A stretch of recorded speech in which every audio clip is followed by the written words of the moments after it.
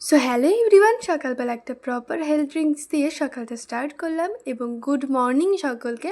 অনেক দিন ধরে মাথায় খুব চুল উঠছিল বলে মাকে বললাম ঘরোয়া কিছু একটা করা যায় কি না, যাতে কোনো সাইড এফেক্টও না থাকে। তো মা বলল পেঁয়াজের রস দিতে। আসলে পুরোনো দিনের মানুষ নাকি পেঁয়াজের রসটা ইউজ করতে, এটা নাকি খুব উপকার।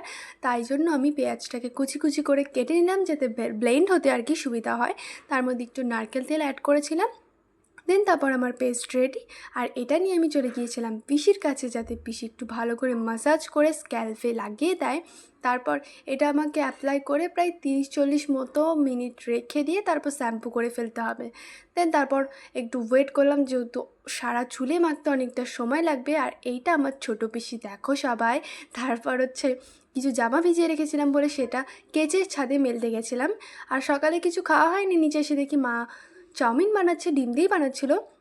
এই দেখো, তারপর আমাদের চাউমিন রেডি। তো সকালে এটাই খেয়ে নিলাম। সো ভিডিওটা ভালো লাগলে অবশ্যই কমেন্টে জানিও। আজকের মতো টাটা, দেখা হচ্ছে নেক্সট ভিডিওতে।